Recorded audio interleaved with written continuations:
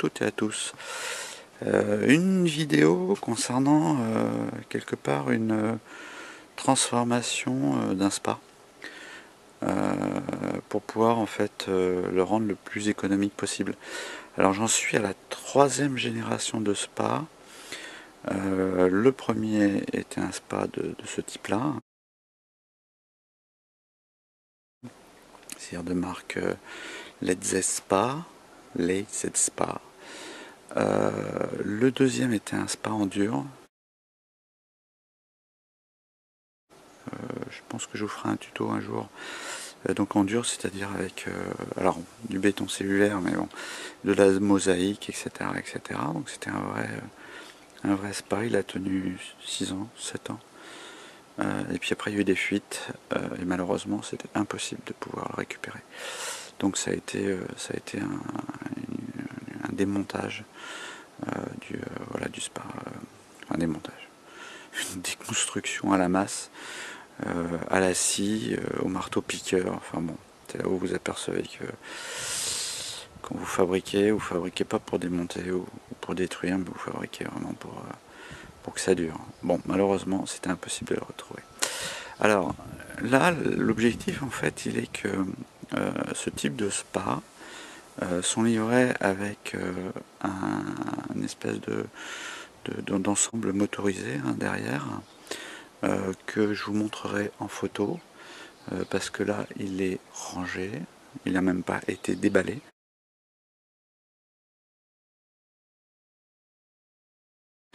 Moi je n'utilise en fait que cette partie, en fait, qui est la partie piscine du spa. C'est ça qui m'intéresse en fait, parce que tout le reste, je vais greffer mes propres produits, mes propres appareils qui vont permettre d'une utilisation du spa, on va dire, de façon la plus économique possible, si on peut dire. Parce que derrière, il faut quand même acheter les appareils qui vont avec. L'appareil que j'ai enlevé, en fait, qu'est-ce qu'il faisait? Il fait l'appareil qui est accolé à ce spa. Il fait en fait la filtration. Voilà, il y a une espèce de pompe dedans qui permet de filtrer. Il a également un système qui est un système qui permet de pousser de l'air dans des espèces de notions de gaines avec des trous dans le spa. Voilà, c'est le principe de ces spas, je ne sais pas si vous voyez. Donc cette espèce de gaine. Bon là il est un petit peu sale, mais l'eau est propre. Donc vous voyez, donc ça souffle de l'air, on le verra tout à l'heure quand je mettrai en route. Et donc le principe, alors vous avez aussi au fond de ce spa un filtre. Alors c'est un petit peu la nouvelle génération parce que pour le coup le filtre, moi je vois rien, j'espère que vous voyez. Le filtre il est dans le spa, alors qu'avant le filtre il était plutôt sur l'appareil qui était déporté. Et puis la dernière fonction de cet appareil qui est déporté, c'est de chauffer. Et pour chauffer, c'est une résistance. Je crois qu'il a fait au moins, je crois qu'elle fait 3 kW. Une résistance de 3 kW, donc vous imaginez la consommation que ça peut avoir. Ça, ce spa, il fait 900 litres, je crois. Hein. Allez, un petit mètre cube. Pour pouvoir chauffer un spa comme ça, vous gagnez, je crois, 3 degrés toutes les heures. Donc vous voyez, quand il part à 20 degrés, combien d'heures il faut pour pouvoir le chauffer, puisque ça balance 3 kW, et puis vous imaginez même pas le coût que ça peut représenter. Alors, qu'est-ce que j'ai fait sur ce spa? Alors pourquoi j'ai pris cette marque aussi? Parce que en fait cette marque, à la différence des autres marques, là vous allez le voir, en fait il y a 3 tuyaux qui sortent.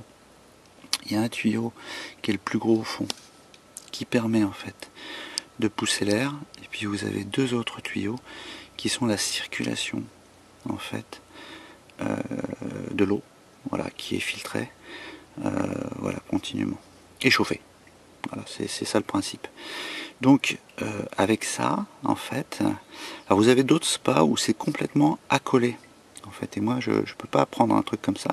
J'avais besoin en fait d'avoir ces sorties-là pour pouvoir en fait me brancher sur ces sorties. Ces sorties, et ben on va les retrouver évidemment de l'autre côté. Alors il a fallu faire des trous. Hein.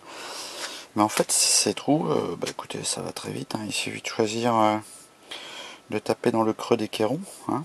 Et donc vous avez en fait une sortie, enfin une sortie, une entrée d'eau, pardon, qui est là, et là la sortie d'eau qui est là. Et là, vous avez le soufflage de l'air en fait. Je sais pas si vous voyez ici le soufflage de l'air. Donc j'ai mis des tuyaux, de plomberie, hein, de PVC. Donc si on suit l'entrée d'air, l'entrée de l'eau, on va arriver à une pompe. Alors l'autre était à moitié morte, je l'ai changé mais j'en suis un peu déçu. C'était aussi une Gardena mais elle fait beaucoup de bruit, vous allez le voir. Alors faut dire aussi que je suis pas sûr que ces pompes soient faites pour pouvoir tourner avec de l'eau à 40 degrés. Bon. Et puis de l'eau qui est de l'eau chlorée, enfin je sais pas. Mais j'imagine que, et puis peut-être aussi salée, hein, parce que vous verrez aussi, j'ai une l'opération en fait me permet d'éviter de consommer de l'eau, donc voilà, je vous en parlerai tout à l'heure. Bon, donc la pompe fait du bruit, elle va tenir, ça fait 2 ans que je l'ai, l'autre je pense qu'elle avait duré une dizaine d'années. L'eau va partir vers la pompe à chaleur que vous allez voir tout à l'heure et va revenir de la pompe à chaleur où vous avez également un fil électrique pour pouvoir alimenter la pompe à chaleur. Donc on va retrouver sur la pompe à chaleur, voilà, où l'eau, les tuyaux qui arrivent, d'accord, voilà, ils arrivent ici. Donc il a fallu faire aussi un trou, hein, dans le mur. Ils arrivent ici et puis ils sont alimentés. Enfin, ils alimentent, pardon, la pompe à chaleur qui se déclenche automatiquement. Donc, cette pompe à chaleur, elle a 7-8 ans. Et donc, elle a un système, hein, qui est un système de... Bon, l'objectif n'est pas de vous montrer comment marche une pompe à chaleur de piscine, mais elle a un système, en fait, qui permet de choisir sa température d'arrêt, sa température de déclenchement. Je crois de la programmation. Moi je m'en sers que pour la température d'arrêt. Ça permet tout simplement d'arrêter le spa à 40 degrés. Alors je pourrais le faire à travers la domotique, mais en tout cas ça le fait naturellement par l'appareil. Après, voilà, vous allez voir ce que ça donne quand on met en route. C'est là que ça va faire un peu de bruit. Donc je vais le mettre en route. Tac. Voilà. Alors, j'ai fait une espèce de bruit qui ne me plaît pas du tout. Ça faisait pas ce bruit au départ. Et donc globalement, bon, ça s'entend moins, hein, quand on ferme la porte. Alors, on sait en tout cas que ça marche. Hein. Par rapport à la piscine, alors voilà, vous ne le voyez pas, mais en fait tout simplement l'eau est aspirée par le filtre. D'ailleurs, vous voyez, hein, il y a des petits trucs qui ont été pris dans le filtre. Alors, il faut changer à chaque fois que je change l'eau. Et puis derrière, l'eau est repoussée. Voilà. Et donc là, en ce moment, l'eau est en train de faire son circuit jusqu'à la pompe à chaleur qui devrait se déclencher normalement. Elle met un temps avant de se déclencher. Et logiquement, elle s'est mise en route. Voilà, l'eau est à 19 degrés. C'est pas encore bon pour pouvoir se baigner. Et puis à un moment donné, ça va déclencher. Voilà le principe du chauffage. Alors évidemment, ce principe de chauffage, pourquoi il est intéressant? Parce que tout simplement, vous connaissez le rapport d'une pompe à chaleur. Hein. Le rapport, là ici, je crois que c'est un cos de... C'est un cos qu'on dit? Ou un cop, je sais plus, de 4. De 3-4, c'est-à-dire que pour 1 kW d'électricité utilisée, vous sortez 3 ou 4 kW de chauffage. Donc évidemment, sur un truc comme ça, vous divisez par 3 ou par 4 la consommation d'électricité que vous avez pour pouvoir chauffer votre spa. Ça c'est la première chose. Et puis la deuxième chose, c'est qu'avec un truc comme ça là-haut, là, ah, ça y est, il vient de se déclencher. Voilà, il s'est déclenché, toc toc toc. Et donc avec un truc comme ça là-haut, hein, qui sort en pointe l'été environ 1,5 kW, la pompe fait 400 watts, vous avez ça qui fait 800 watts à peu près, ben en fait vous chauffez par le soleil. Tout simplement par le soleil, vous chauffez votre spa. Donc voilà, donc ça c'est super. Ça fait partie aussi des éléments qui m'ont permis de pratiquement pas diviser par deux ma facture d'électricité. Et globalement, ça arrange bien les choses pour pouvoir aider à réduire la facture d'électricité. La domotique a aussi un petit peu aidé. Donc pendant qu'on est sur la partie chauffage du spa, donc j'ai mis un boîtier Sonoff. Évidemment, hein, c'est toujours pas de placement de marque. Voilà, il y a un tuto hein, sur la domotique et sur tous les appareils de domotique que j'ai. Un boîtier Sonoff et vous voyez un fil hein, qui sort de ce boîtier, qui est en fait une sonde de température qu'on va voir tout de suite. Ici, vous avez cette sonde là, qui est là et qui va mesurer en fait la température. Voilà, et donc je pourrais donner en fait une consigne aussi également par rapport à ça, parce que j'ai branché sur ce boîtier, j'ai branché et la pompe et la pompe à chaleur. Donc évidemment, voilà, je pourrais donner une consigne d'arrêt en fonction de la température. D'ailleurs, ça serait peut-être mieux que je le fasse, parce que en fait aujourd'hui c'est le pack qui donne donc la pompe à chaleur qui donne la consigne d'arrêt, mais qui ne la donne pas pour la pompe. Donc des fois vous pouvez arriver au bout de la température voulue et que la pompe continue à consommer. Donc ça c'est un peu embêtant, hein, consommer 400 watts. Donc voilà. Et puis maintenant le système de soufflage, puisque évidemment j'ai tout enlevé. Hein, je vous rappelle, hein, j'ai enlevé la partie chauffage, enfin le bloc de chauffage, hein, la partie déportée. Et évidemment il y avait aussi dedans la partie qui est la partie de soufflage. Alors il y avait aussi un inconvénient moi, que je trouvais, enfin c'est pas un inconvénient mais c'est quand même un risque. Vous le verrez sur les photos, là je vous en mettrai une, comment il est installé.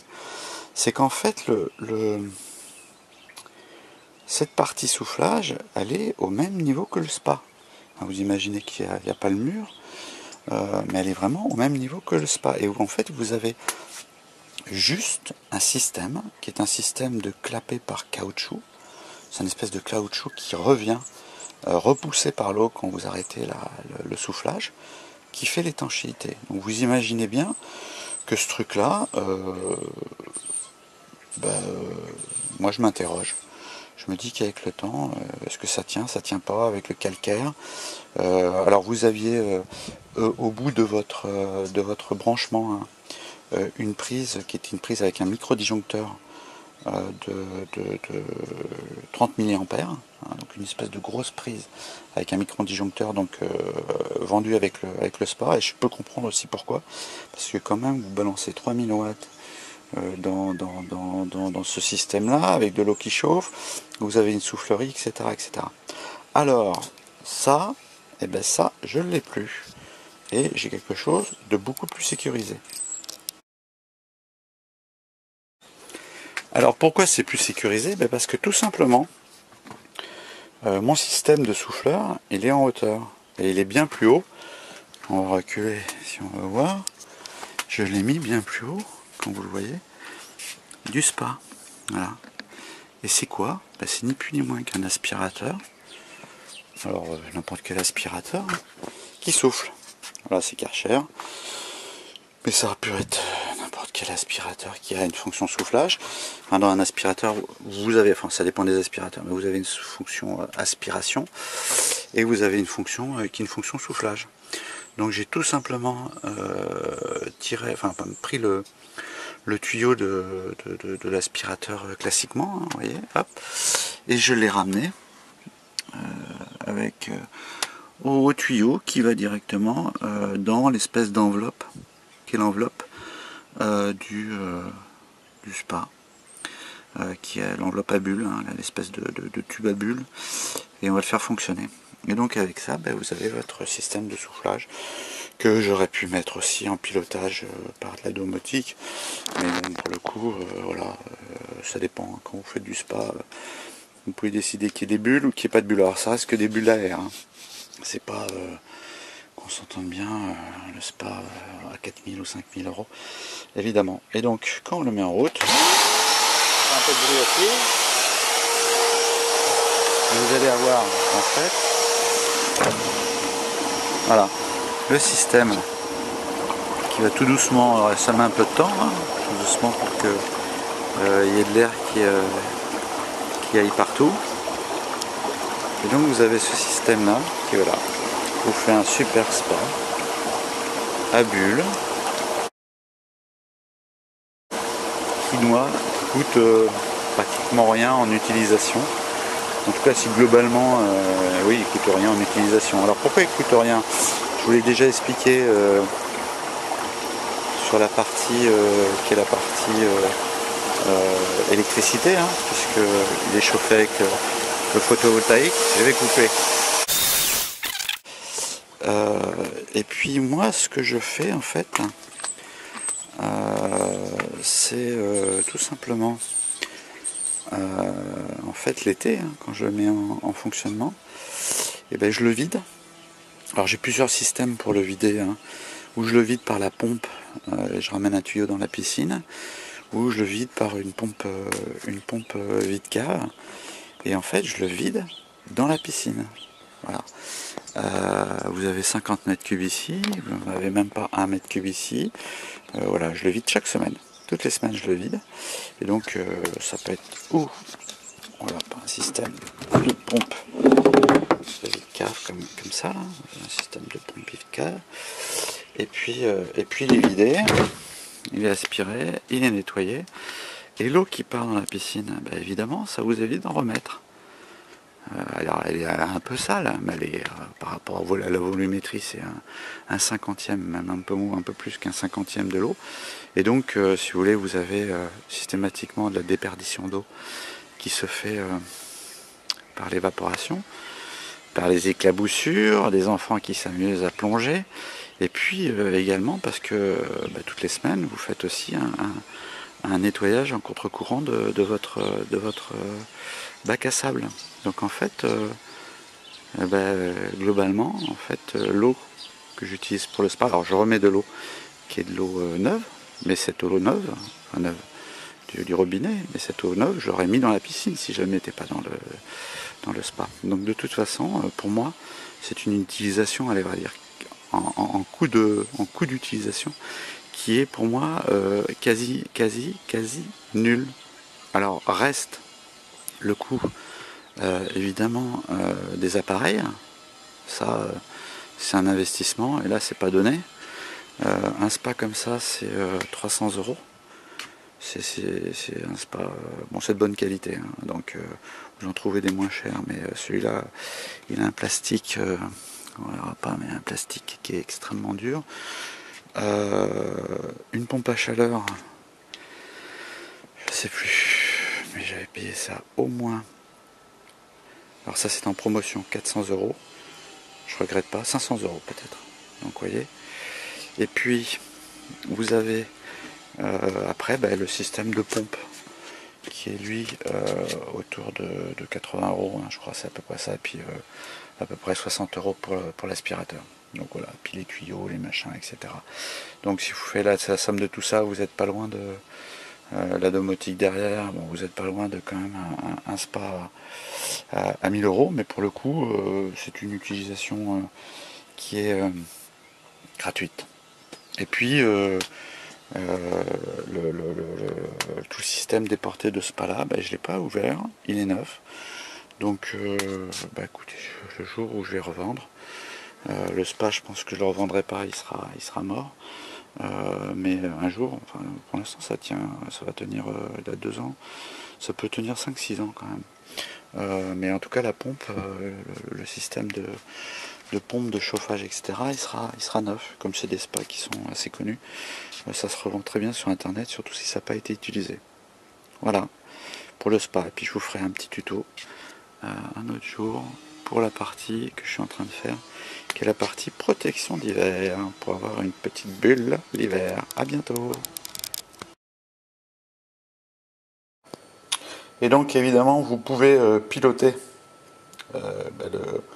le spa à distance, hein, voilà. Donc je sais pas si on voit bien, vous l'avez ici, tac, il est à 16 degrés 3. Alors il y a un petit écart entre la réalité je trouve et ce qu'il mesure. Bon, de toute façon on est, je crois que c'est 1 degré près, 1 ou 2 degrés près à ce stade là. Puis bon, évidemment on peut l'allumer à distance de la maison, mais aussi de son boulot, pour se dire eh ben, quand on va arriver ce soir, il va être chaud.